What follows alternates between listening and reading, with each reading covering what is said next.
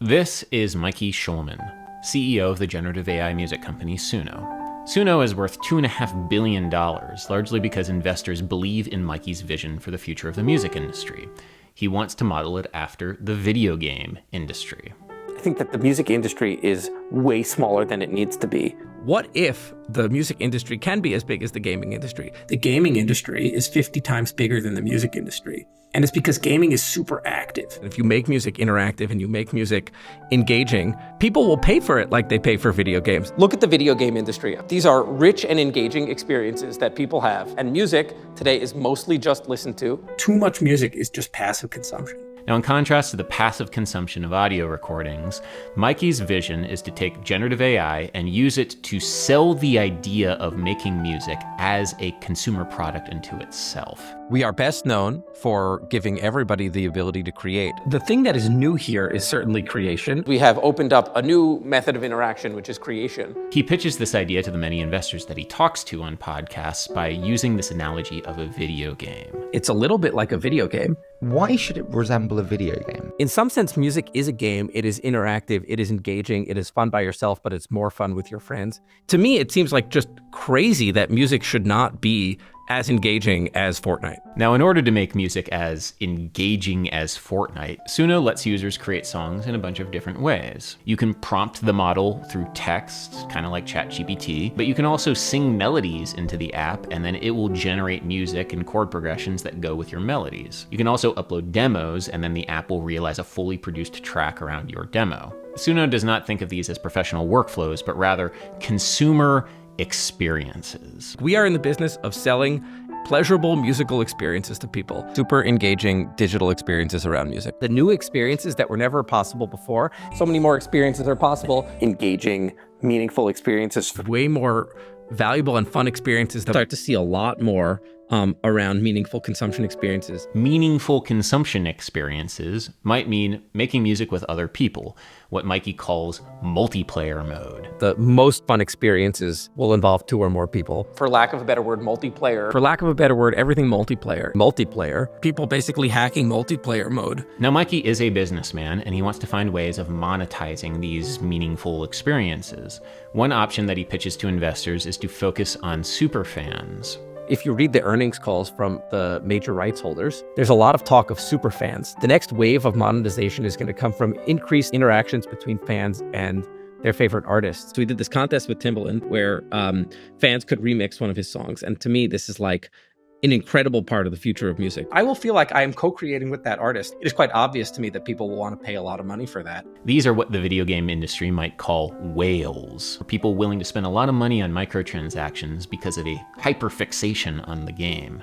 How do we get super fandom to be a daily activity? It will be more valuable to them, and they will want to do more of it, and they will want to pay more for these experiences. Should be willing to pay more for it. You know, if you want to just be cold and hard and calculating about it, the amount that you are willing to pay for something is a measure of its value. Just in terms of the number of dollars or the amount of time people are spending doing music, both of those are going to go up dramatically. And this is something that we should lean into. And so there should be 1 billion people doing this. I think a billion? It's not unreasonable. 1 billion? Yeah, why not? Yeah. And Mikey has big visions for this product. He wants billions of people to use it. We can get 1 billion people much more engaged with music than they are now. If we can bring those joys to 1 billion people, then we will have created a lot of value for them. We will have upvalued music for everybody on the planet. 1 billion people way more into music than they were before. That's gotta be good for music. I challenge somebody to explain to me how 1 billion people way more into music than they could have been is somehow bad for artists.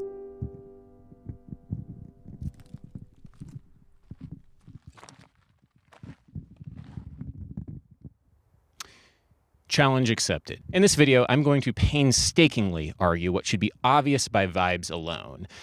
And that is, all of this is bad. Commercial generative AI is bad in ways which are different from other disruptive music technologies of the past, like MIDI sequencing and samplers, because there is a socio-political agenda behind its adoption. This agenda will be bad for musicians, it will be bad for music lovers, and it will leave us feeling more alienated and alone. I should emphasize the fact that I don't have any beef with the technology of generative AI. I think people can do some really amazing things with it. I also don't think that people who use Suno are bad people. I think, there can be great joy with the technology. I, for one, sometimes enjoy a good meaningful consumption experience. Meaningful consumption experiences. In fact, I'm kind of uninterested in the general culture war of pro-AI or anti-AI. Like any culture war, it's a distraction from the real war.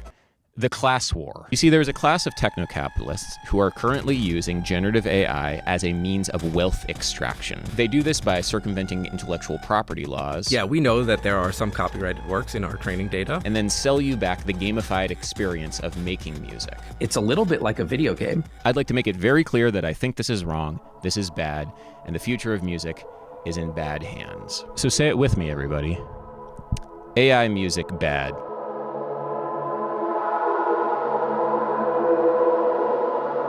Transcendent efficiency.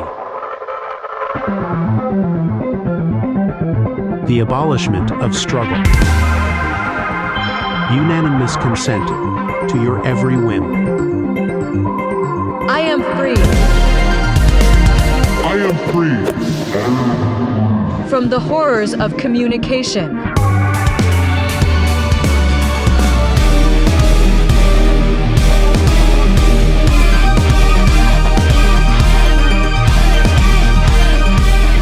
We ask the Lord for abundance, and we have received abundance.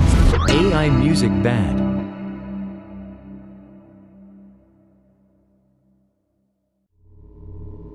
The tune had been haunting London for weeks past. It was one of the countless similar songs published for the benefit of the proles by a subsection of the music department.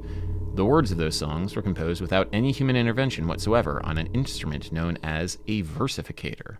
George Orwell, 1984. Oh, yeah. So on social media, I asked 3 questions of people who used Suno. This was not a particularly scientific survey, but I did get a couple hundred people responding, and I thought the responses were very interesting. The first question was, what have generative AI tools like Suno empowered you to do that you cannot do with digital audio workstations or traditional musical instruments? The second question was, do you feel like you have a unique voice with your music when you create songs with Suno? And the third question was, who are some of your favorite AI musicians who have influenced you? What about them inspires you? I worded these questions in a way that I hope showed how Suno is being used in the real world by real people. And I think the results are pretty interesting. For example, the most common answer to the first question about what does Suno let you do differently from other workflows was by a large margin, it saves me time. It speeds things up. Speed and getting ideas out. Speed. It's so much faster if I just want to meme at my friends. It's faster than digging for loops or samples. Rapid iteration for sure. Move fast, break things is the Silicon Valley slogan, and this technology lets you iterate on ideas very quickly, which is why Mark Cuban and other tech billionaires can't see why people don't love AI and the arts. After all, it allows for much faster iteration. When you make it easier for people to conceptualize things, they can go through concepts more quickly, they can iterate more quickly. This is how music will evolve more quickly. This language of iteration and productivity is the language of product design. It's the language of manufacturing applied to art and music. Through this lens, like the factory worker on the floor, the time a person spends making music has no intrinsic value. Why spend 6 hours making a song that's going to stream for the same amount of value on Spotify when you can make the same song in just 15 minutes or less? That's just a really inefficient return on investment, right? I know one person who is a songwriter who had a lull in creativity, and after finding Suno went from maybe making 50 songs a year to making 500 songs a year. Reducing the amount of time it takes to get to a minimum viable product is all that matters. And I say this because that is the philosophy behind Suno the company and how they think about their product. Like, speed is obviously good. Ultimately, if you're trying to invent new consumer behaviors, which is what we are trying to do, you need to ship things very, very quickly to get feedback from people. How many experiments can you ship to your users and learn from? That is ultimately the thing that the company will live and die by. So speed is very important. This mindset is instilled into the product itself. On Suno's website, alongside music, fun, and aesthetics, they list impatience as a core virtue, which I gotta say, doesn't really strike me as a virtue. First of all, Yeah. It's not a virtue. Impatience is not a virtue. It actually goes against all of the virtues. That's virtue ethicist and Platonic scholar Dr. Mariana Noe of the University of Arizona, who I talked to at great length about the deeper philosophical implications of the widespread adoption of generative AI and how these companies are instilling specific values through the use of their technology. There's 4 big virtues, which are justice, wisdom, moderation, and courage. Points towards which we need to aim if we want to be good human beings. Impatience goes against almost all of them. Not justice, but it goes against courage, it goes against moderation, and it goes against wisdom. If you're an impatient person, there's no way you can be a courageous one. A courageous person is one that assesses the risk and knows when to attack and also when it's just too rash. The same with moderation, of course. Moderation is about like controlling your desires. Sometimes you just have to wait and you have to control your desire to see results, right? And with wisdom, of course, impatience is also about like throwing yourself to something without really knowing what's going on. So it will go against the idea of like making a wise decision. So it's not a virtue. It goes against all virtues. That's important. The most generous read that I have on this is that impatience for Suno means prioritizing action over inaction, and there is sometimes real value in working quickly and not second-guessing your intuitions. That's why it's exciting to watch Rob Scallon and Andrew Huang do their 1st of October project and write and record an album in a day. They aren't precious with their ideas, and they work fast for some truly special results. I did a similar thing with Ben Levin with our 24-hour album streams, making a couple of albums the same way. However, I think about how depressing it would be to watch the same video where Rob and Andrew simply generate their ideas on Suno. Both them and the audience would be deeply cheated out of something hard to put a finger on. When faced with creative friction, like a deadline, Suno gives you the excuse to be impatient with the process. You don't have to work out your feelings of indecision in that moment. Suno can just do that for you. So the value of patience is just the moderation of your own motivations almost, no? It's like, okay, I want to do this, I want to do that, I want to eat that, but it's like, but now it's not the time, which is what makes us different from animals. Yeah, I was going to say, this is a very core feature of humanity. It's our ability to control ourselves and plan for the future. Delay pleasure. Delay pleasure is what makes us unique. Yeah, and a big important part of teaching music or musical instruments to young children is just to show this. You get to do this cool thing if you put in hard work and wait for that reward. Yeah. Another common answer to the first question about what Suno lets you do differently was it saves me money. And fair. I mean, it is genuinely a cheaper way of getting a final product where you don't have to pay a mix engineer or a producer. Right? Suno's head of creators, Rosie Wynn, argued in a Twitter post that Suno is great for low-income accessibility and people who don't have access to music lessons. I really wish Suno existed 20 years ago when I was a kid in elementary school, showing strangers songs I wrote with no way to produce them. But I'm really, really happy that it exists today for all of the other kids who might need it. This feels a bit cynical to me, and I think a lot of other people in that Twitter thread felt similar. Because, of course, there is no material difference between Suno, which requires an internet connection and a computer, to any of the other free resources out there, free digital audio workstations, sample libraries, educational videos on YouTube, etc. You could make the argument that the free time to dedicate towards learning those tools and honing your craft is itself a luxury that people without means don't have. But to me, that's a much stronger argument for a 40-hour work week and a living wage than it is for generative AI. So if you're broke, please just do what everybody in my generation did and crack a copy of FL Studio and get to work. The third common answer to this first question was, it's like a co-creator, a musical partner I can bounce ideas off of. People have begun to anthropomorphize Suno to a certain degree, calling it a creative assistant or collaborator or even a co-producer. We've started seeing people say their music was co-produced by Suno. That co-pilot analogy. It's exactly you've got this like songwriting assistant that's like sitting with you and like you're workshopping it together. It's like an assistant when I do a beat and I'm like, yo, how would you take these drums and rearrange it this way? And I'm like, oh, I would have never heard it that way. This is a line that you'll often hear about the professional usage of this tool, in that it's not going to do the work for you, but it might give you inspiration and ideas that you wouldn't normally think of if you were just working by yourself. It's like another human giving a human an idea. This is, of course, what a musical collaborator is. Or put it another way, a friend. For Aristotle, a friend is an important part of living a good life. So in his Nicomachean Ethics, Aristotle basically shares his thoughts on how to be a good person and live a good life. And he dedicates 1 book and a half out of the 10 to talk about friends. A friend has to not only be someone who you have fun with and who's like, whatever, useful, because these are the tiers of friendship that he distinguishes. Someone who's useful to you, like when you get a ride from someone to the airport or whatever. Someone who you have fun with, which is like when you party. But someone who can also, in addition of those two things, also keep you accountable and help you be a better version of yourself. So a friend is someone that has that power to teach you something and at the same time also be taught by you. I have a lot of great musical collaborators like Sean Crowder, Ben Levin, and Lau Noah. They're very different people and they challenge me in very different ways and bring out different aspects of my musicianship that I would never have if I had just made music alone. Sometimes there's even conflict, differences of opinion of where the music should go.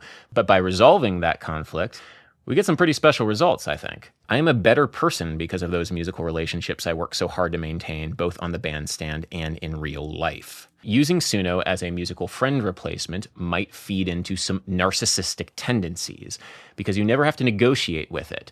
You just take the ideas that you like and discard the rest. Generative AI gives you an imitation of what it's like to have a musical collaborator, but somebody who does not hold you to high standards, musical or otherwise. In the Nicomachean Ethics, Aristotle talks about how flatterers, people that flatter you, are not your friends because they're not giving you correct information about yourself. So they're just lying to you. Well, what if Bernie Taupin hadn't ever, connected with Elton John and he had the opportunity to just enter his lyrics into Suno or whatever? Like, where would we be? Now, zooming back a little bit and taking a look at the answers to this first question, we see that nobody answered anything musical, really. All the answers were about saving time, saving money, and replacing friends. In other words, Suno lets you make the same music faster, cheaper, and lonelier. I'm not sure if that's a good thing. The second question I asked was, do you feel like you have a unique voice with your music when you create songs with Suno? Some people said yes, but the majority of responses felt that the music that they made was not particularly unique to them. One possible explanation for this is that commercial generative AI can't really create anything new. It's just remixing old recordings. And so you can't have a unique voice with something that's just a remix of an old recording. Suno has admitted to have been trained on essentially all music files on the internet, what a lawsuit has called copyright infringement on an almost unimaginable scale. Yeah, we know that there are some copyrighted works in our training data. That's not illegal. The legal defense for this, at least according to briefs submitted to the U.S. Copyright Office by Silicon Valley venture capital firms, is that using copyrighted content to train AI models is fair use. Now, this smells a bit fishy to me, but I'm not a lawyer, so definitely check out Miss Crystal, aka Top Music Attorney's videos on YouTube. She does great work on this stuff, especially with the ongoing independent musician lawsuit against Suno. But beyond the legal defense, the moral defense of this is that AI is just learning the same way that humans do, taking a look at what came before, detecting patterns in it, and then remixing it into new works. This is quite literally what I've been arguing on this channel for many years now with regards to all of those music plagiarism lawsuits, right? Human artists steal all the time. It's how culture gets made and passed down. So what's the difference when AI does it? Right? It actually functions very similarly to how humans do. I'm absorbing all of the things that I know, all of the music that I heard, all of the culture that I see out there, and I'm finding some way to express it. Well, one, when you say a model learns like a human, it's like saying a submarine swims like a human, which is meaningless. It's a category error because the scale of theft is so far beyond what a human could possibly do. It's theft on an inhuman scale. Two, human creativity is a process that can and often does challenge the status quo, and it is unclear if generative AI can do the same. This was exemplified in a fantastic question that I borrowed from a call for new aesthetics for the 21st century, which is, if jazz didn't exist, could you prompt Suno to create it? To me, I think the answer is no, because jazz, like any style of music, has a unique musical vocabulary that cannot be found from its influences. In other words, I can't imagine any amalgam of blues recordings and ragtime recordings sounding anything like Sun Ra. You know what I mean? Something pretty massive is missing in that equation there, which is what Ethan Hine talks about in this blog post.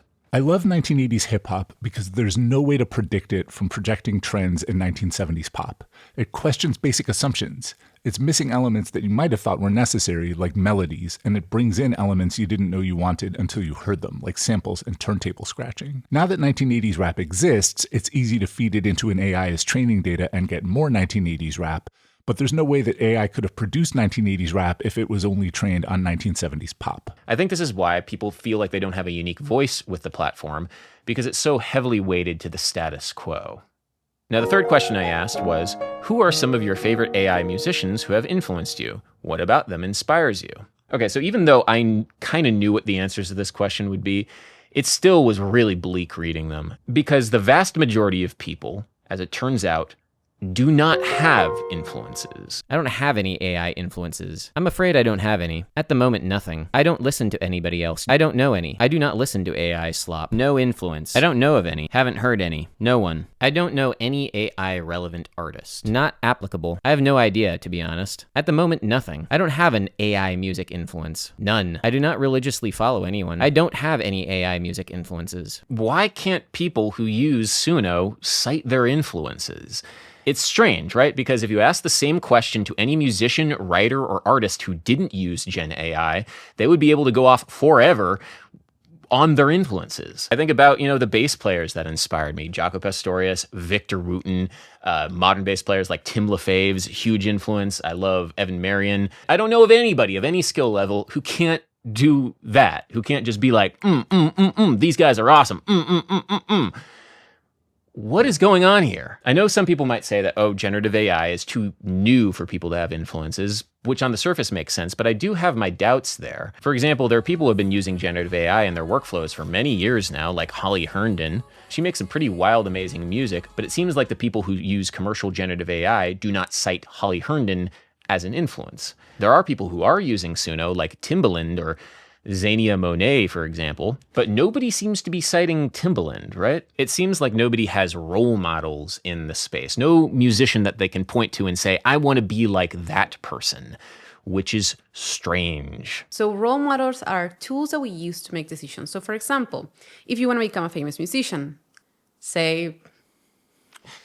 I use the example of Victor Wooten maybe too frequently, but yes, Victor Wooten is a great example here. Instead of making every decision by yourself with the limited information that you have, you can also ask yourself, what would Victor Wooten do? What would Victor Wooten do? I'm going to get a bracelet with that on it. Exactly. What would he do? Because what he did took him to the place where I want to get. So what would he do if he were in my position? Right. So we use role models to reason our way through life, and for that reason, to make decisions in our day-to-day life that will lead us to the place where we want to go. Art movements historically coalesce around influential artists, role models. Jimi Hendrix inspired a generation to pick up the guitar. Sophie inspired a generation to make hyperpop music. This does not seem to be happening here. Why?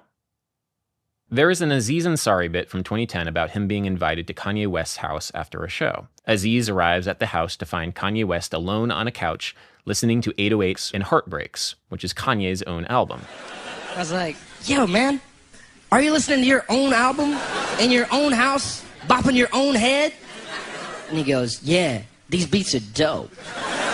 The joke, of course, is that Kanye is being comically narcissistic. And I go, that'd be like if I had a stand-up album, you came over to my house and I was listening to it going, ha ha ha ha, these jokes are dope. Who listens to their own music like that? Well, the answer to the question, who listens to their own music like that, is people who use Suno. On r/Suno, when the question was posed, who are your favorite artists as listeners, the answers were, me. That's the point, ain't it? Me. I created new genres. To be honest, my favorite album is the one that I just finished making. Page after page in r/Suno is people being Kanye West. Reason number one for no AI influences: narcissistic music. Many people now, quite literally, only listen to the music that they themselves have created on the platform Suno, not other AI music, not non-AI music, but just the music that they themselves are generating. I know I'm not the only one that just replays their own Suno songs 24/7. I think it's at least 80% of my music intake right now. Yeah, I just listen to my music 90% of the time. If you're not addicted to your own songs, no one else will be. Listen, I'm very proud of the music that I make. I think it's great. I think you should listen to it, and yet I do not want to listen to it at all. It's very hard for me to listen to, just the same as it's hard for anybody to listen to the sound of their own speaking voice in recorded form. It seems like people who use generative AI aren't encountering the same problem. They genuinely are obsessed with their creations. It's so true. I mostly listen to my Suno songs now. Ha! This tracks. I mean, we are making the music that we personally like to listen to. Yes, my songs are top tier compared to what's playing in the radio. I definitely listen to my own music most of the time now. Why wouldn't I? Mikey, to his credit, warns of this effect as a result of hyper-personalization. He genuinely does not want this to happen. Or imagine you would open an app and it would just stream you endless AI music that is so hyper-tailored to you. It's just hitting that nerve in your brain. It's like a drug. And this is extremely antisocial. I think that would also be a shame because it misses out on a lot more that's fun. But the evidence suggests that this narcissistic listening pattern is the pattern that's developing from people who use commercial-grade generative AI. When everyone can make their own music to his own taste, there are no reasons to listen to other people's music other than to get ideas and prompts for our own music. Welcome to the future of music. You ever been in a car where people are singing along to a song where you don't know the lyrics? It can kind of be alienating, right? Like you want to join in, but they have this shared cultural knowledge that you don't, and so you feel left out. It's way more fun to sing along with people when everybody knows the lyrics, especially in contexts where you're singing with strangers, because that's a way of meeting people and engaging with new people that you didn't know before. When the culture that we consume is entirely personalized, however, this is impossible. This is one of the reasons why people have no influences. They never listen to any other music. Reason number 2 for no AI influences: deskilling. There's the process of learning that is slow, organic, and it makes you feel good when you finally get it on the other side. There's a certain thing about that you don't get when you just generate the thing and it's just there. Relying on it as a learning tool takes away your onus from the decision-making process. It's taking everything out that you normally do in here and it's putting it out here, so you don't have to do it. As a result, this gets weaker. You should know this by now, but ChatGPT makes you dumber. It atrophies your brain. It reduces your cognitive capacity because it offloads decision-making skills that your brain normally makes to the machine. Cognitive debt accrues, and your brain stops doing what it used to be able to do just fine. This has led to a frightening process in the workplace called deskilling. When decisions are offloaded to generative AI, skilled labor turns into unskilled labor. The people who have specialized training are cognitively stripped of that training. And we're starting to see this in the medical field. A recent study found that after only 3 months of using an AI tool designed to help spot precancerous growths during colonoscopies, doctors were significantly worse at finding the growths on their own. They were, in fact, de-skilled. We're probably going to start seeing a similar thing happening in music in the next couple of years, given the ubiquity of generative AI in the field. I have not been in a session in the last 12 months that AI was not used. AI is being used and is omnipresent in the creative process right now, at least at the highest levels. That's songwriter and CEO of the Grammys, Harvey Mason Jr., who is a big advocate for musicians getting ahead of the curve and adopting AI into their workflow. There's not been a session that I've been in that somebody wasn't using AI to come up with a beat, to write some lyrics, to figure out what some different melody versions could look like, to try different styles of production across some chord changes. My prediction is that this will likely lead to songwriters becoming de-skilled the same way that doctors are. They will rely on the tools much more to make decisions for them in the name of speed or impatience, and their decision-making abilities will become diminished. All of that time spent honing their skills, gone. ChatGPT brain for musicians. Now, you could make the argument that this could lead to the development of a new craft or a new skill. Much like laptop production became a skill unto itself, prompt engineering might become the new frontier. There could be like new rock stars of prompt engineering who dazzle us with their prompts. Maybe. Call me an old man. Call me an old man. I am 37 now. But I have my doubts on whether or not we will get this. Prompt engineering, in music anyway, goes against a foundational idea of what a craft, a skill, even is. I'm thinking about the notion of craft, that we talked a little bit about it. But craft means, for Plato and for Aristotle, knowing what the outcome of your work, your production will be. And I just realized that that's 100% what is not happening here. So the example that Plato gives us is that a good doctor is the one that both knows how to cure someone and how to kill them. In order to have a craft, you have to know how it, like whatever comes out of it, you have to know how to apply the things, and you have to know the product of it. You don't know what's coming. It's like, I'm going to cure it, I'm going to kill it. I don't know. That is not a craft. It's just randomness. I don't think that the Greeks would appreciate the fact that anyone relates craft to AI prompting, because you never know what the AI is going to get you. I guess the counter argument for that would be that so much of music and so much of art, great things, are based on happy accidents, like, oh my God, this thing happened and I didn't expect it to. But then the counter to that argument is the great artist knows how to capitalize on that bit of randomness and knows exactly how to take that from that initial spark to the final product. Now, you could argue that the craft is lyric writing, which is an old craft, and sure, I actually think that's fine. You could make that argument. But Mikey believes that the future of music is not based on a person's ability, how well they can do a thing, but rather on their taste, how discerning they are in the consumption of a thing. Increasingly, taste is the only thing that matters, and skill is going to matter a lot less, because you're going to be able to make a lot of stuff, and the people who are going to be recognized are people who are able to pick from the vast quantity of stuff and use, in the case of music, their ears to say that was good and that was bad. Now, I'm able to describe music and get something out, and increasingly, I'm going to have to use my ears to figure out that was good, that was bad. Increasingly, your fingers are less important and your ears are more important. Mikey's vision for the future here is that craft, it's not going to be relevant. Deskilling, not going to be an issue, because in a world with infinite music generated by Suno, taste is going to be the ultimate driving factor of music production. There is a Rick Rubin interview with 60 Minutes that came out in 2023 where Rick famously says that he has no technical ability and knows nothing about music. I have no technical ability, and I know nothing about music. You must know something. Well, I know what I like and what I don't like. I think this interview had a lot of influence on Mikey, and therefore a lot of influence on the direction of the music industry.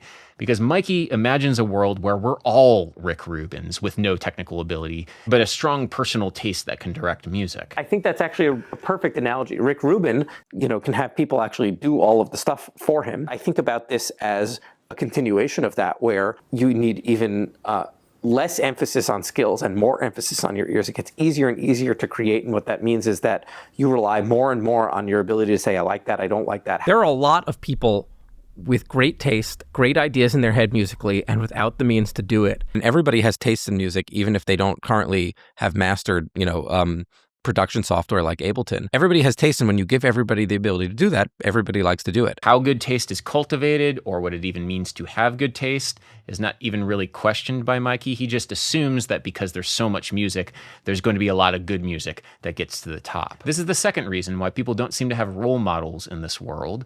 It's because role models have skills that inspire us.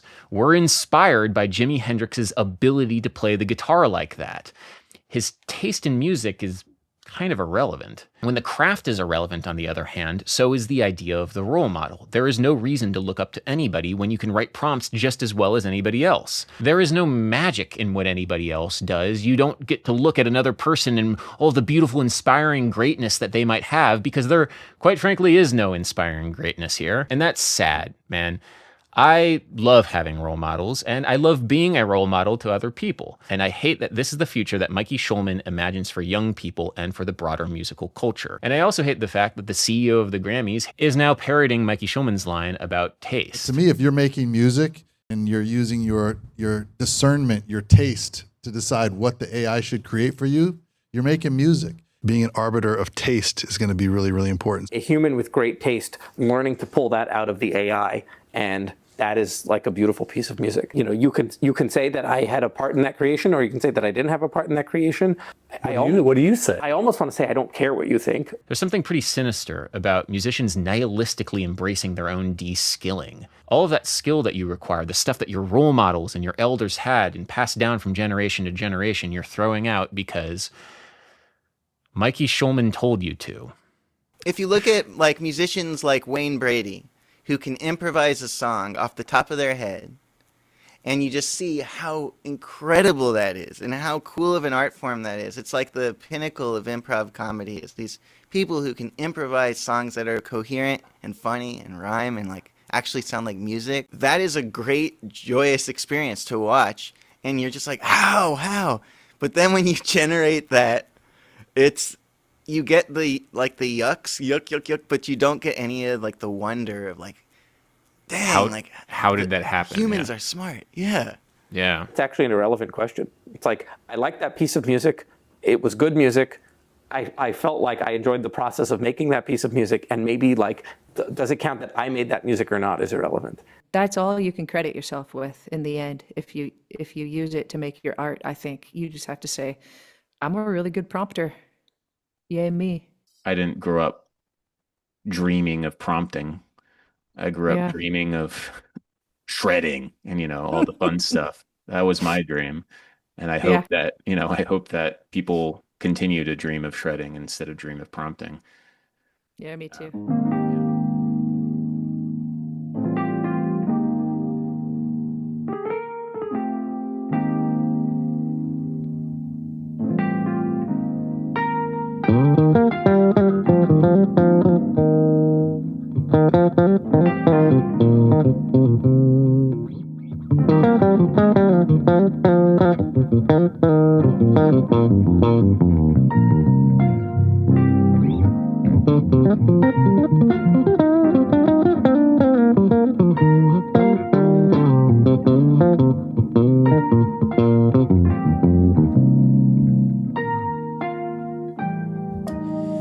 Okay, I'm done talking about Mikey Schulman for right now. Let's talk about somebody maybe a little bit more interesting. Let's talk about Arthur C. Clarke. Arthur C. Clarke was one of the great science fiction visionaries of the 20th century. He predicted many aspects of our modern lives, including the internet and email. He's probably most famous for writing 2001: A Space Odyssey, but he also wrote collections of speculative short stories, including 1957's Tales from the White Hart. Now, in this book, there's a short story entitled The Ultimate Melody, where a researcher tries to find a melody that perfectly fits the electrical rhythms of the human brain. To do this, he builds a melody-generating machine that he trains on, quote, hundreds of the really famous tunes in classical and popular music, which sounds, honestly, a bit prescient, right? Maybe off by an order of magnitude or two, but hey, it's in the ballpark. Now, it's warned that this melody-generating machine will put every composer in the world out of business, which hasn't come true yet, but given Arthur C. Clarke's track record, we may have cause to worry. Now, believe it or not, I have been on YouTube for 20 years now, longer than some of you may have been alive. And in that time, I've actually made quite a few predictions about how AI will change music in the future. Well, it is the future now, and so I thought it would be fun to look back at some of my predictions to see what I got right and what I got wrong. In other words, did I do Arthur C. Clarke proud? The first video I did was a Q&A from 6 years ago talking about copyright and AI, asking the question, who gets to own the copyright to an AI composition? In that video, I had this spicy prediction. So I'm sure within the next 5 to 10 years, one of the rent-seeking parasites that are the major music labels will figure out a way of owning the copyright to AI music in a way that totally perverts the idea that copyright is a means of protecting labor. Suno has recently struck a license partnership with Warner Chappell. Universal Music Group has struck a similar deal with Udio. All three major music labels, Sony, Warner Chappell, and Universal Music Group, have signed a deal with Clay, a startup which uses generative AI to remix songs in real time. Most recently, Universal Music Group has paired with NVIDIA. With all of these deals, it's unclear how much, if at all, artists will be compensated for their work. So yeah, when I warned that the major music labels would use AI to consolidate power in the music industry, I think I kind of got that one right, unfortunately. The next video I did was a Q&A from 3 years ago talking about AI replacing human musicians. I did a brief overview of how technology has disrupted the labor force in the music industry for the past 100 years, and how AI would likely continue the trend of technological disruption. I ended this segment on a hopeful note. Just remember, we kept playing chess, even though computers reliably beat us every time. Why? Well, because it's fun to play chess. And it's fun to make music. It's a nice thought, right? I've seen this analogy repeated a couple of times because I think people like to have that hope in uncertain times. But unfortunately, after further reflection, I feel like the analogy is a bit too optimistic.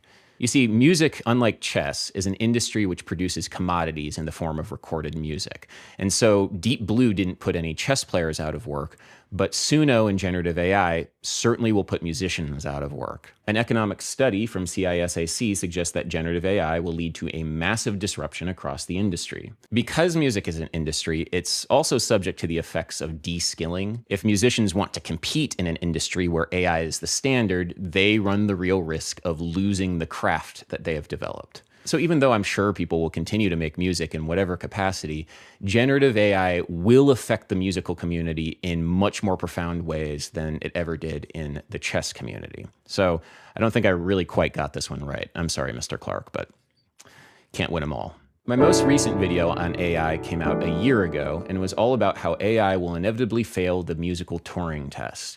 It will never be confused for human music. Now, on the surface, it seems like I got that one really wrong. One study suggested that 97% of listeners cannot distinguish between AI-generated and human-composed songs. The actual point of the video, though, was more about real-time jamming with AI. Current real-time jamming with AI is pretty pathetic, to be honest.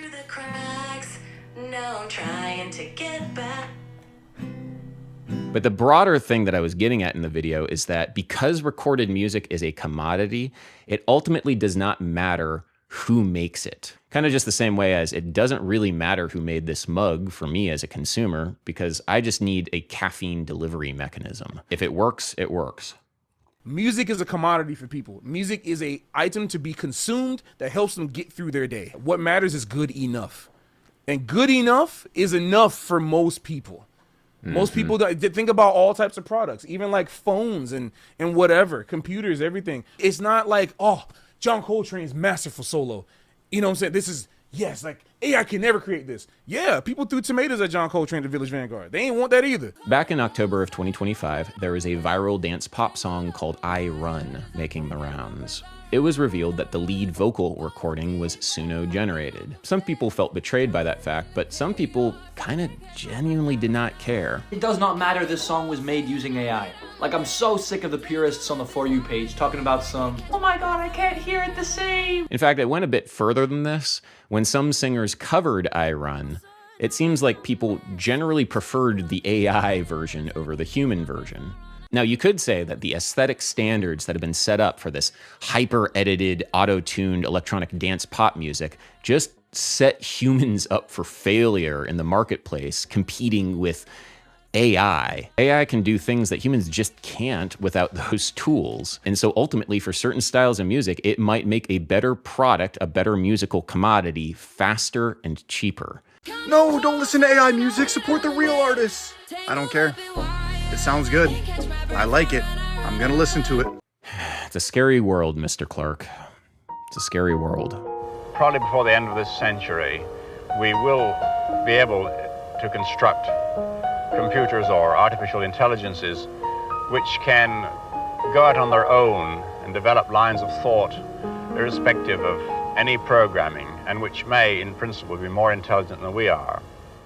You know, there's this overwhelming sense I get right now from headlines and from, I don't know, how people are talking about this, that AI is here. It is omnipresent in society and that we must adopt it. And people who think otherwise are just being Luddites and they will be put in the dustbin of history. The people pushing this narrative, of course, are the ones who have the most financially to gain from it. It's why you see articles in Forbes insisting we must adopt AI quickly, otherwise we will become obsolete. And you know, this idea works quite well on the musical community. We know that every 10 to 20 years there is this disruptive technology like MIDI or drum machines or whatever that comes in, and the people that survive are the ones who quickly embrace the new order, and the people who don't survive don't. If everyone else has access to it and they're using it and you're not, then you're gonna be left out. Then you're gonna be left behind.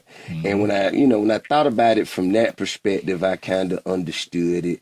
We often view technology in these discussions as this force of nature which cannot be controlled and ultimately cannot be stopped.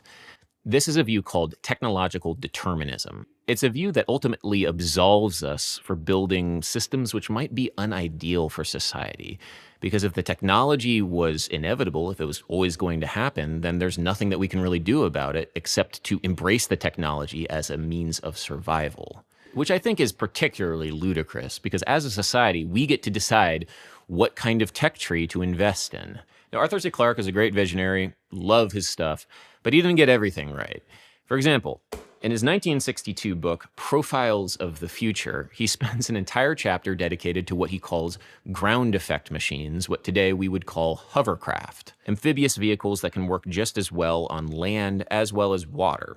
He thinks that we will restructure society around adopting hovercraft and abandon cars altogether. He writes, "There will clearly be enormous savings in road costs, amounting to billions a year, once we have abolished the wheel." Now, we do have hovercraft today. We have had them for over a half century.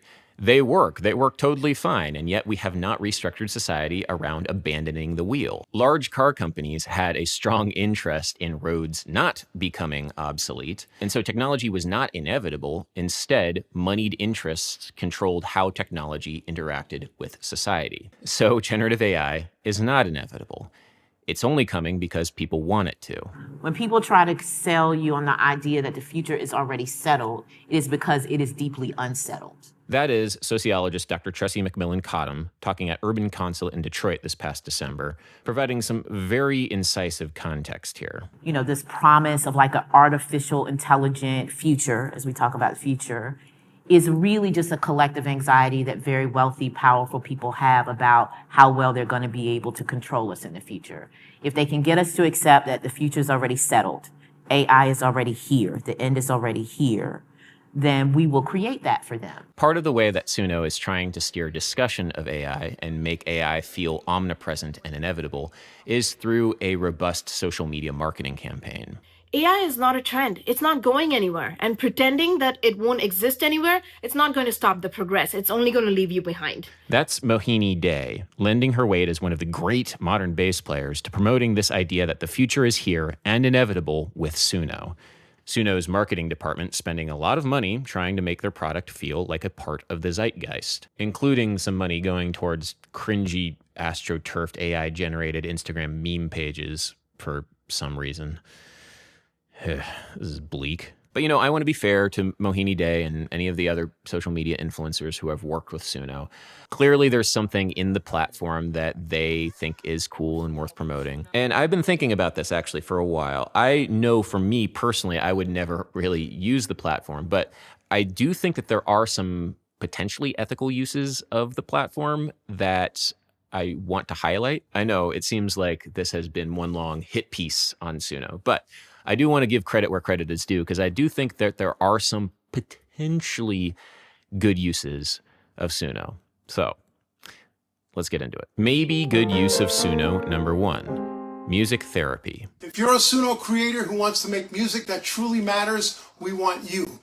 Help us bring healing through music to more people who need it. Anecdotally, I have heard from some music therapists who have used Suno in their practice to positive results. Now, I can't say what the field of music therapy in general thinks of this, so please take this with a grain of salt, but I think that could potentially be a good use for this technology. We've partnered with a charity who was already using Suno, connecting volunteers to make personalized songs for sick kids. Suno itself has partnered with Songs of Love, a charity that pairs songwriters with both children with serious illnesses and now older patients with dementia and Alzheimer's. Brothers, whoa, Eddie Robert, heck, keep the beat sublime. Stephen Feldman. Kenneth Egan says that a song with biographical elements says that you're being seen and you're being heard by other human beings. Just makes us swoon.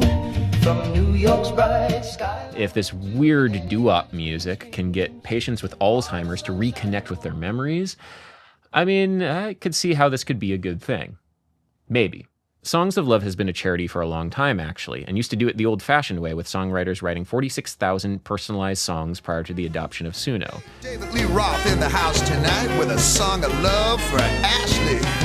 David Lee Roth recorded a song for 7-year-old Ashley battling leukemia, which is an honestly pretty charming song. Look at her go, and she's starting to rock. Think about the horses that she rides. I love this because it's actually David Lee Roth singing to a young Ashley, and he's clearly having a lot of fun with it. The question now is, would it have been the same if it was an artificially generated David Lee Roth? Would Ashley have felt as special?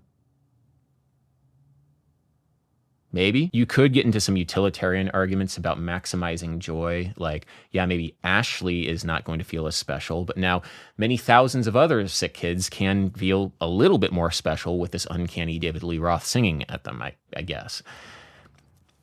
It's not very convincing, but hey, you could make that argument. Maybe good use of Suno, number 2, memorization tool. There's this goofy AI channel on TikTok that creates pop songs that list technical information about a variety of very specific topics that likely would not have had wide appeal as pop songs. The inventor of the road roller was a genius. He made a 20-ton machine create 60 tons of force. These songs have apparently gotten stuck in people's heads. Inventor of the road roller is a genius. He made a 20-ton machine create 60 tons of force. And also apparently have inspired people to make their own non-AI technical songs in the style. About how soap works, how does it so easily remove the dirt from your hands? Well, the secret lies in the molecular formula. My question is this a good thing? Do you think that is a good use of AI? I think it's actually a very fun use of AI. Yeah, I mean, it's fun. Like I can't deny that. Yeah, it's very interesting to me because it's something that tracks the way in which the Greeks used. Always goes back to the Greeks. Always goes back to the Greeks. Rhymes. The reason why bards or rhapsodes could remember the Iliad and the Odyssey, which are very, very long poems, is because they were put into a rhythm. In the rhythm, and they had like basically a rhyming, a verse.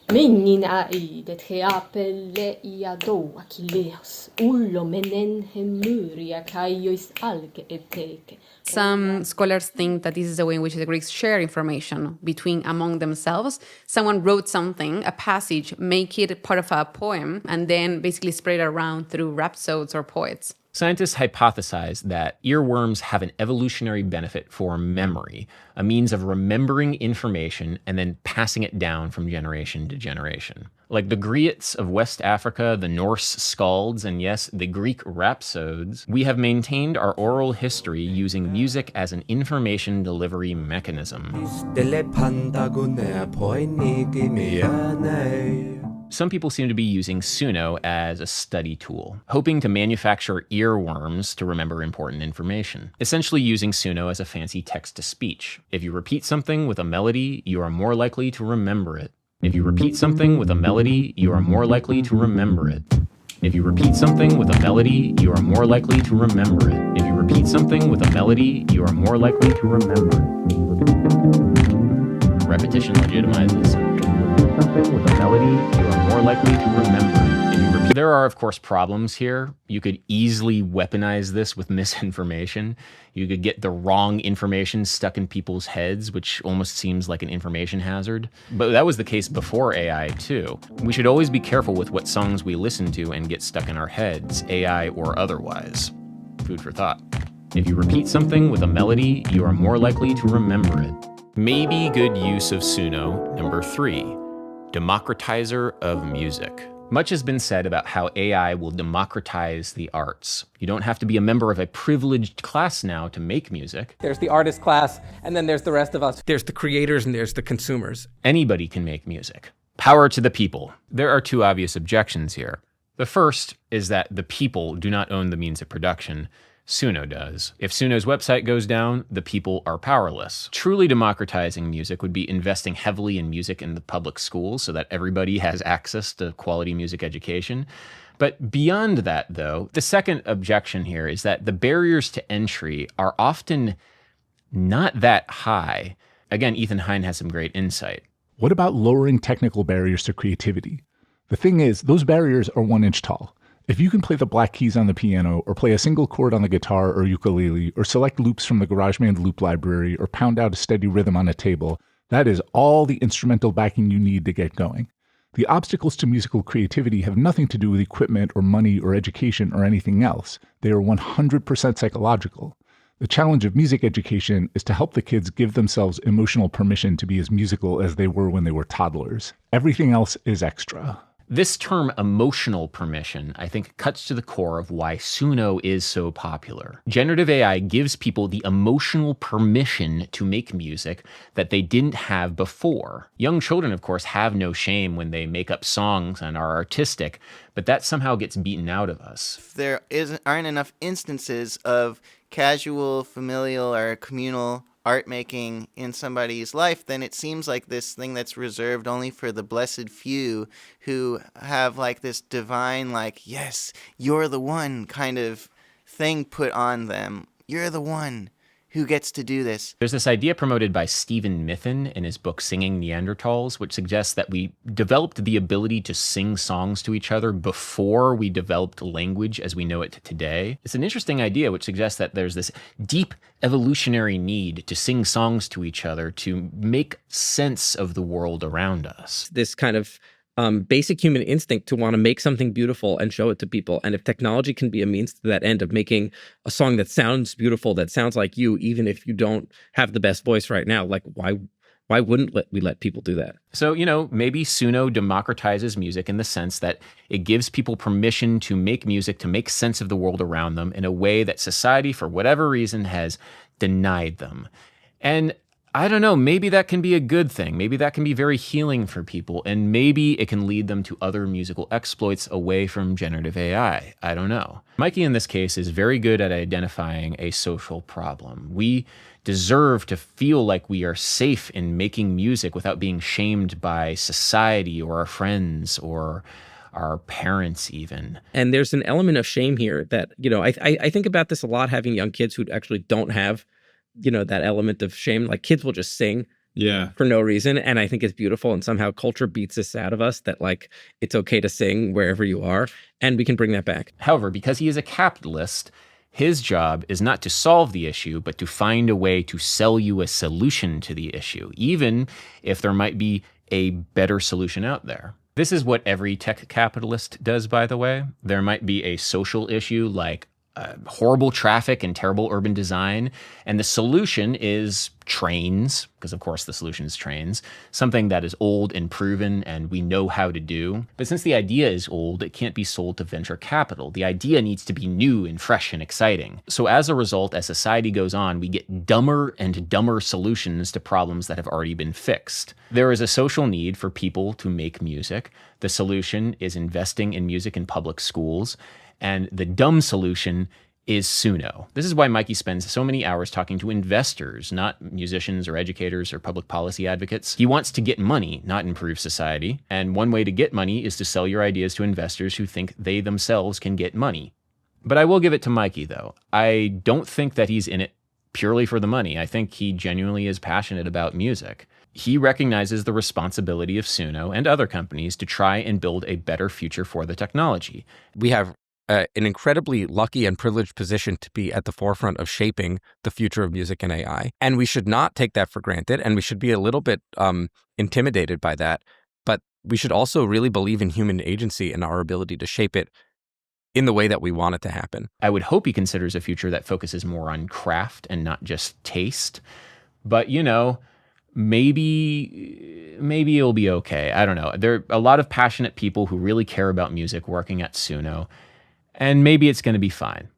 I don't know. We are hiring primarily people who have thought about what the future of music should be and how technology can enable a better future, and who are not agnostic or music decels, if you want to use like a weird term. But what about this model thing? Wait. Hold on. Music decels, if you want to use like a weird term. Music decels?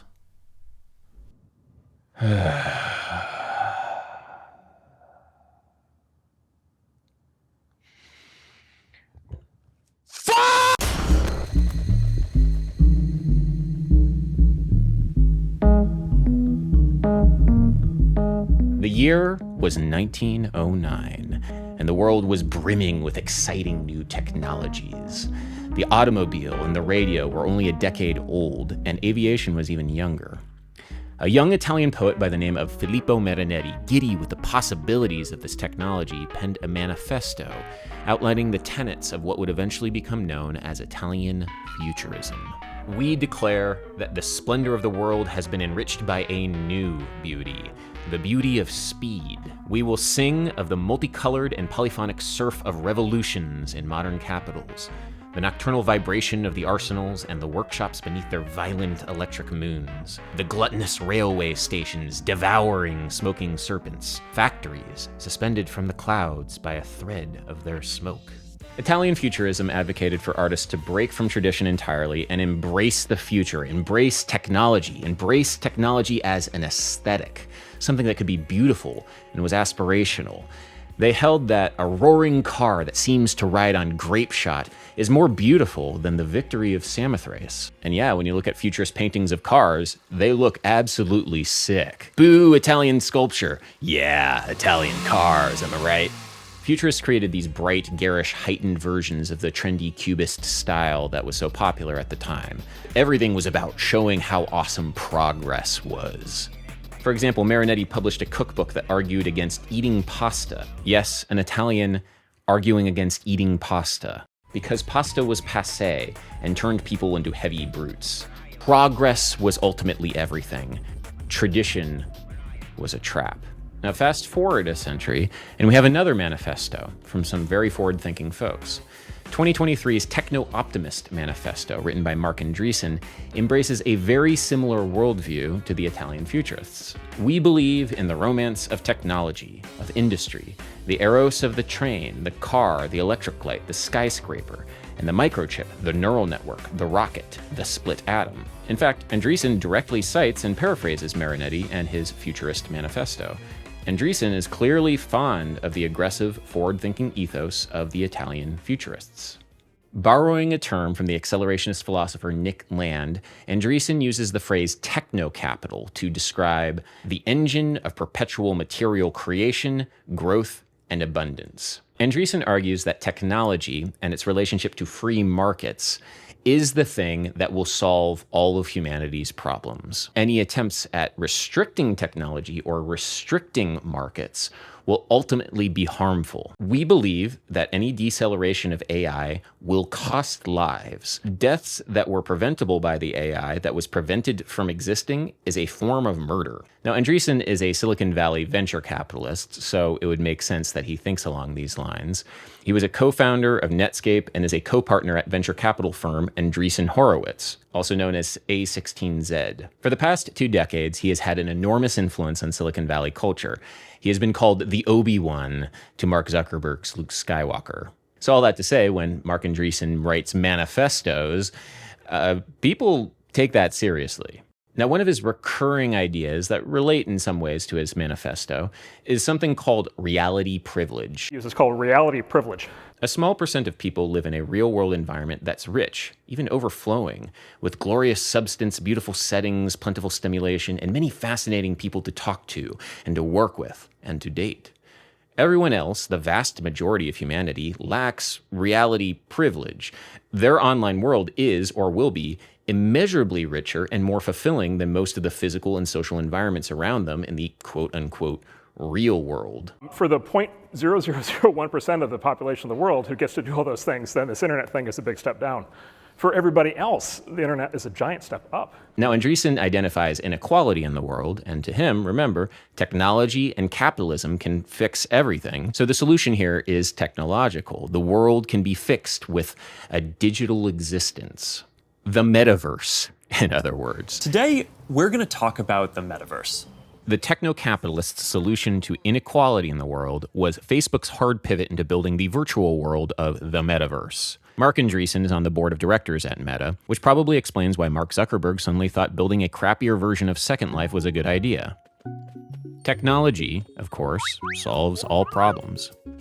Now, Andreessen knows that all of this kind of feels bleak, But he has a response for you. The reality privileged, of course, call this conclusion dystopian and demand that we prioritize improvements in reality over improvements in virtuality. To which I say, reality has had 5,000 years to get good and is clearly still woefully lacking for most people. I don't think we should wait another 5,000 years to see if it eventually closes the gap. We should build, and are building, online worlds that make life and work and love wonderful for everyone, no matter what level of reality deprivation they should find themselves in. So Andreessen finds this inequality a matter of natural law, something that we simply cannot change. Some of us are reality privileged and some of us are not. Some of us have great and amazing skills, like the ability to make music and make art. And some people don't. Some people are reality disprivileged. We are in the business of selling pleasurable musical experiences to people. Thank God for consumer-grade generative AI. Technology will save the day here. If, like Rosie Wynn says, you did not grow up with music lessons, or if you didn't grow up with a musical community or a musical family, or if you're somebody who just doesn't have the skills to make music, it's okay. Music is no longer the domain of the reality privileged. You too now can make music. You too, my reality disprivileged friend, can now have meaningful consumption experiences. Michael Mignano of the venture capital firm Lightspeed Ventures writes about fictional reality, where online tools let people who are reality deprived live heightened versions of their offline selves. People are crafting new versions of themselves online for positive reasons, such as to express creativity, gain confidence, or to share a part of their identity or interests that they aren't able to showcase in the offline world. Venture capitalists like Andreessen believe in this vision of using consumer generative AI to bridge the gap between the privileged and the disprivileged. They have a real stake in this. Andreessen Horowitz is one of the lead investors in Udio, the other popular commercial Gen AI company. Fictional reality buff Michael Mignano is one of the lead investors in Suno with his firm Lightspeed Ventures. In fact, that is Michael interviewing Mikey Schulman in this podcast, which brings us back to the phrase that Mikey Schulman used, which was music decel. Or music decels if you want to use like a weird term. Mikey has used the term decel several times in the podcasts that he frequents. They don't want to sound like decels. They don't want to sound like hermits. Decel is a portmanteau of decelerationist and incel.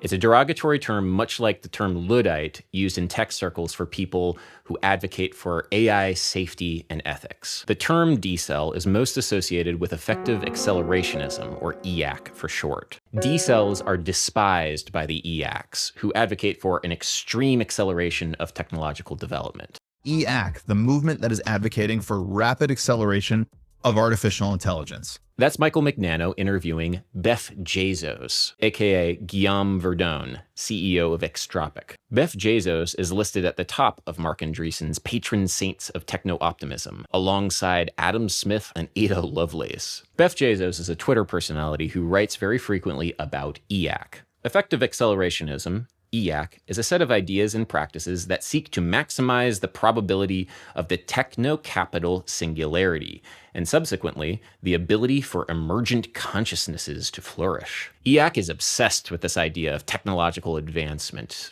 to the point where they very seriously start talking about creating new life. It's very Frankenstein. Techno-capital can usher in the next evolution of consciousness, creating unthinkable next-generation life forms and silicon-based awareness. Borrowing again from Nick Land, this movement thinks that capitalism itself is sentient, and capitalism is artificial intelligence reaching backwards in time to construct itself in hostile territory. Some truly insane shit, honestly. Nat Friedman, by the way, investor in Suno.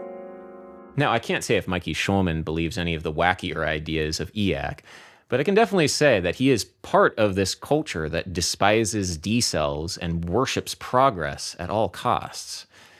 Which reminds me, whatever happened to those Italian futurists which loved the future and progress at all costs? Hopefully something good. In 1919, Filippo Marinetti published another manifesto, the Manifesto of the Italian Fasces of Combat, better known today as the Fascist Manifesto. This laid the political groundwork for the rise of the Italian Fascist Party and Benito Mussolini. Futurism and its love of progress over all else provided a very useful aesthetic cover for the fascists. It created a sharp aesthetic contrast between the backwards old liberal order and the exciting new technological order of the future. I mean, that race car really did look cool. Aesthetics are convincing. Marinetti himself served in Mussolini's government. The Futurists made art with political aims. For example, that Futurist cookbook, the one that argued against pasta, that was part of Mussolini's Battle for Grain, a campaign to get Italians to consume less grain, less pasta, to establish economic independence. So you have the Futurists aligned with the Fascists, creating art in service of a socio-political agenda. And again, there you kind of observe it, and you're like, wow, the leading AI infrastructure companies are growing revenues incredibly quickly. Mark Andreessen and much of the Silicon Valley billionaire class have aligned themselves with ascendant right-wing populism in the United States, much the same way the Futurists aligned themselves with Mussolini. Andreessen thinks of Marinetti as a patron saint of techno-optimism, and has largely modeled his trajectory into political power. Andreessen served as a, quote, unpaid intern at Doge in the early days of the second Trump administration. Like, all right, how might you apply AI to solve, for example, the fraud scandal? And it's like, oh, okay, well, I need to think about how to have AI solve this. And I'm like, well, wait a minute, why don't I ask the AI? Right. He is currently serving in the Trump administration's Homeland Security Advisory Council, advising Department of Homeland Security Kristi Noem on, quote, sensitive discussions regarding DHS operations.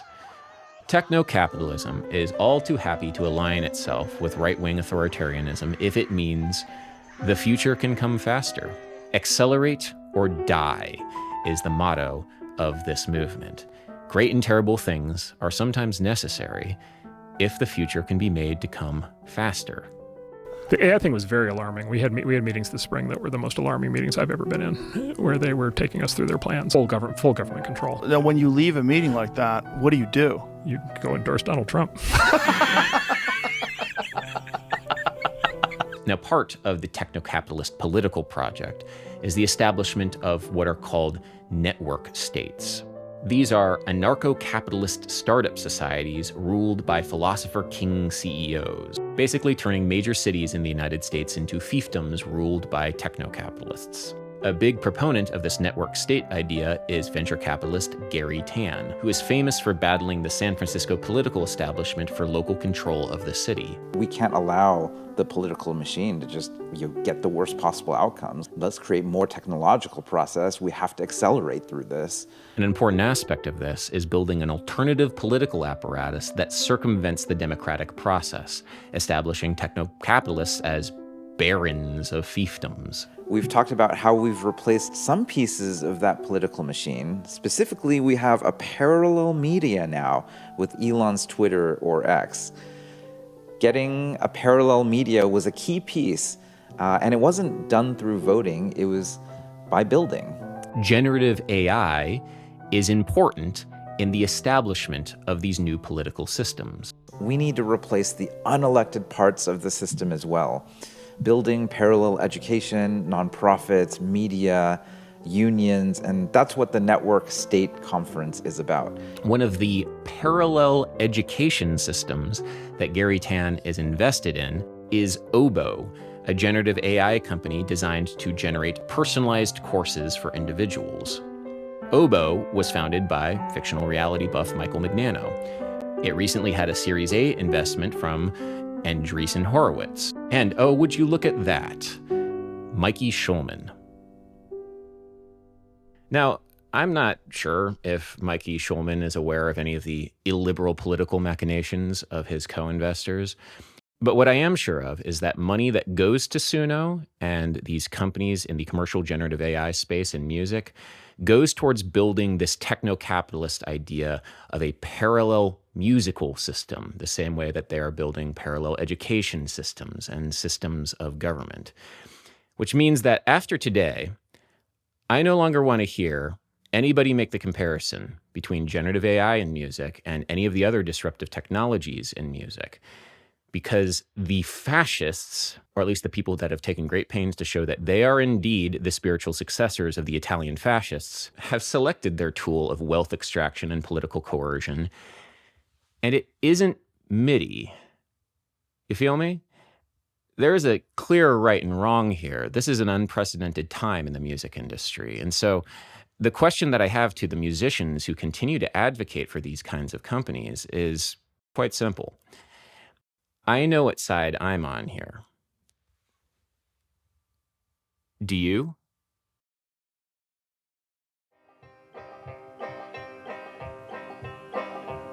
Oh, workers, can you stand it?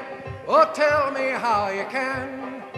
Will you be a lousy scab or will you be a man? Which side are you on, boys? Which side are you on? Which side are you on, boys? Which side are you on?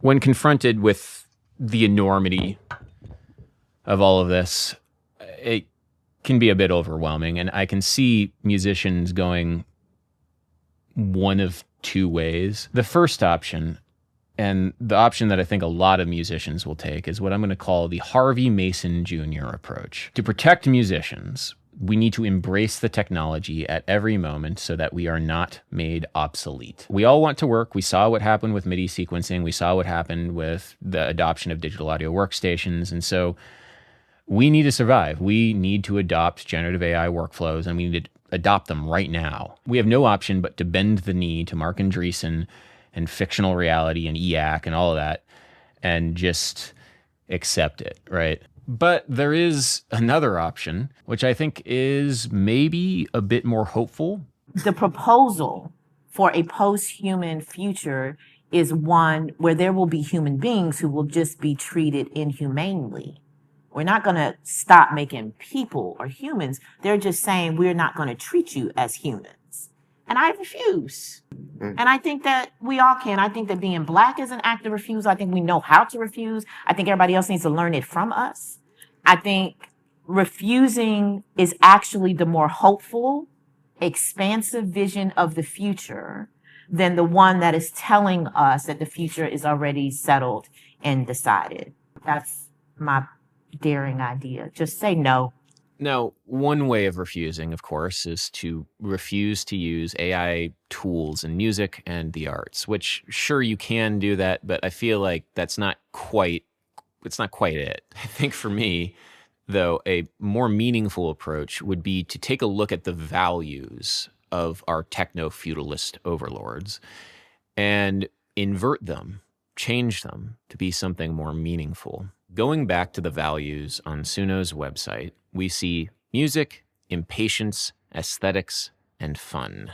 Now, music, to me, is not a value. It's a reflection of a deeper value. I think about why I do music. You know, it's exciting. It gives me purpose, direction. And also, I find enormous value in sharing that excitement with other people so that they too might have that kind of burning drive that I feel. I think about how important it is to serve a community in pursuit of this meaningful art that is called music. And so for me, I think I'm going to change music as a value to service to a community. Impatience, as we've already discussed, is not a value. Speed to its own end leads to alienation, and yeah, we don't want that. So I'm going to change impatience to patience. Moderation seems like something that I value. Aesthetics is a tricky one because I place a lot of value on beauty and trying to bring beauty out into the world. But to me, the way that that is done, that attention to detail, that dedication, comes mainly from craft. I hold craft and people who dedicate themselves to the pursuit of craft in such high regards. And so instead of aesthetics, I think craft is my virtue. And fun, well, focusing so much on a techno-capitalist view of what fun is how we get meaningful consumption experiences. An approach to music that is so utterly devoid of life and soul. Instead of fun, I offer beauty. Beautiful things can be fun, can be joyful, but they can also be sad and depressing. They can really hurt you too. But ultimately, that unbridled joy that I get from a dedication to community, patience, craft, and beauty is the thing that I am trying to cultivate in the world. So yeah, service, patience, craft, and beauty. That is how I am going to articulate my values in contrast to the techno-capitalists. In 1911, an early Italian filmmaker by the name of Ricciotto Canudo wrote a slightly less evil early 20th century Italian manifesto. Those Italians and their manifestos, you gotta watch out for them. In this manifesto, confusingly called Birth of the Sixth Art, because he eventually amended the number of arts, but anyway, Canudo classifies the arts. First, there are the rhythmic arts, which are music, poetry, and dance. Then there are the plastic arts, which are architecture, sculpture, and painting. And finally, there is the new art, cinema. This is a very influential idea in art theory, but it is a very Eurocentric one. For example, there are many cultures, like in West Africa, which view music and dance as kind of a continuum of the same thing. And in fact, even within contemporary Western culture, there's some odd discrepancies here with how we classify the arts. For example, and I've been thinking a lot about this one with regards to AI, why are live music and recorded music considered a continuum of the same thing, whereas cinema and theater are considered two separate art forms? Like, think about that. Cinema and theater both tell stories. There are actors who act. There are scenes where things happen in them. There are costumes. There are sets. There are directors, sound people, lighting people. There are scripts with narrative form that usually last between 2 and 3 hours. They're honestly very similar art forms. So what is the difference?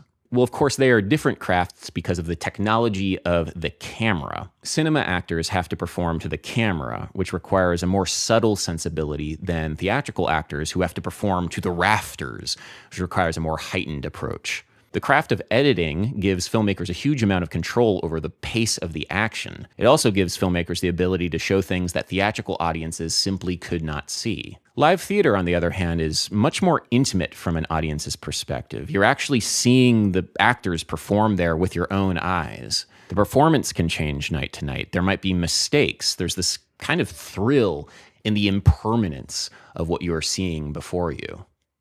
This is the exact same dynamic between live music and recorded music. When you see music live, like theater, it feels raw and intimate. Whereas recorded music, like cinema, lets people do things with sound that they would never be able to do in a live situation. There is such a fundamentally different craft to recording and production. Just because you're a great producer doesn't mean that you can put on a great live show, and just because you can play guitar really well doesn't mean that you know how to write a song and create a great recorded piece of music. But despite this, we generally think of seeing like the live version of a recorded song. They're kind of in the same continuum. We don't think of going to the theater as seeing like the live version of a movie, really. And why is that? I don't actually have a good explanation for you. I think somebody much smarter than me can trace the history of the recording industry and the movie industry over the past 100 years and find the real answer. But I do have a prediction here, because just the same way that the camera is the inflection point between cinema and theater that separates them into two separate crafts, I think generative AI as a technology will be that inflection point that separates live music from recorded music into two fundamentally different but related art forms. Generative AI will accelerate the commodification of recorded music in new and strange ways. It will fulfill Silicon Valley's desire to turn music making into a game, a video game. It's a little bit like a video game. But live music utterly resists this trend because that technology of generative AI is simply not present in live music, the same way that cameras are not present really in live theater. We're going to get to a point where live is the place to be. It's going to get to a point where you truly have to improv. You truly have to, perform. Theater is going to be like, did you see that play? You cannot generate a live performance. And so the craft of live performance will still have great value, especially in small and intimate spaces where technological aids like live auto-tune are not possible. As much as I love technology, we're going to get to a human-made, that's the value. Fictional reality is possible in recorded music, but it is not possible in live music. If you don't believe me, our Silicon Valley overlords tried the fictional reality version of live music, and they tried it very, very hard. And if you don't know what I'm talking about, don't worry, I've memory holed that entire period of my life too, but I'm talking, of course, about the global COVID pandemic.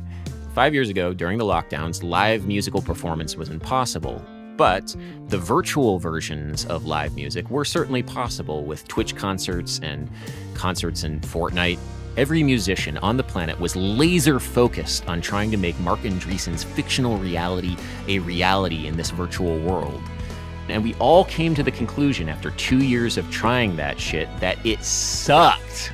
Virtual reality sucks. Everybody tried to replicate what it meant to be in a room and experience music together, and it just didn't even come close. It turns out that people actually really love the real world when there is music and art in it. People really love having the real world around them if it can be filled with the joy of music and community.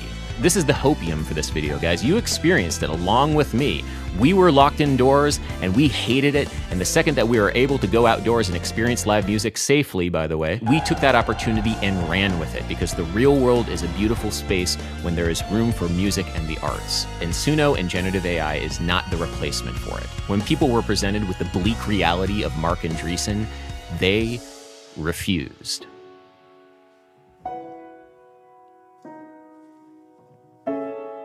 The craft of live music will be fine. I have no doubt about it. Especially in small and intimate spaces, there is simply no substitute for what live music is. People who focus on the craft of live music making will not face the same existential crisis of deskilling that people who focus primarily on recording might. People who focus primarily on recording will come to rely more and more on AI tools as they become the industry standard. This will cause a fundamental separation of the crafts between live music and recorded music. Recorded music as an art form, I'm becoming more and more, quite frankly, doomer about. Because even if you don't use generative AI in your music, the art form itself is starting to become quite suspect. I have stopped believing what I see on social media. There has been such a fundamental breakdown in trust of recorded media in general. I predict there's going to be more and more a breakdown of trust in terms of what we are even listening to in recorded music. There will become more and more a barrier between the people who are listening to the music and the people who create it. And that barrier, quite frankly, is just not there in live setting. I foresee that some people will just reject the medium of recorded music altogether to focus on live performance, because that is the only arena in which you could actually showcase your craft. Live performance will become the prestige art form in contrast with the slop of recorded music. Like the Beatles saw no future in touring, many artists will simply see no future in recording, and so live performances will be the ultimate refuge from artists from the disruption of generative AI. I had this thought about the Beatles and the separation of live performance and recorded performances, watching The Breakup, McCartney After the Beatles by Mark But Evil. It was a really nice, well thought out video essay on the trajectory and end of the Beatles that happens to be a Nebula exclusive. Now, Nebula itself is an interesting meta case here, because Nebula as a platform really is the prestige alternative to social media, which has been dominated by slop and will continue to be dominated by slop. Much the same way that I think live musical performance will be the prestige alternative to recorded music, which is being overrun by slop. Nebula, unlike other streaming platforms, is extremely committed to this idea. You can read CEO Dave Wiskus' blog post from 2 years ago committing to this. Billions of dollars have been spent on technology designed to steal from creators, replace us, and use our work to replace artists in other fields. Even now, they openly admit that their businesses cannot function without theft. This isn't okay, and Nebula can't be part of it. Our official position: Nebula will not use any generative AI tools known to be trained on unethically sourced data in the creation of our original content or in the production of our software platform. Now, in pursuit of that, Nebula funds tons of great, thought-provoking, and just plain fun videos you can't find anywhere else from your favorite creators. No ads, early access, and a growing library of exclusives guaranteed to be human-made. I am proud to have my videos on there, including many that you cannot see on YouTube or elsewhere. It is a community of like-minded creators that are dedicated to a similar pursuit of craft. If you're interested in joining, with my link, you can get Nebula for 50% off, which is $30 a year or $2.50 a month. You can go right now to go.nebula.tv/Adam Neely and start watching fantastic exclusives like the ones from Mark But Evil. But if you are really committed to supporting human-made art and the platforms that are committed to funding interesting and original projects, Nebula is offering $200 off a lifetime subscription. You can get access to everything that Nebula will ever produce from now until the end of time for only $300, and you'll never have to think about managing your subscription. I'm very excited for the future of Nebula, and as long as there is a Nebula, you too can be part of this community that engages the world in a thoughtful and meaningful way. Sign up today for either 50% off annual plans or now $300 for lifetime access. Thank you guys so much for watching.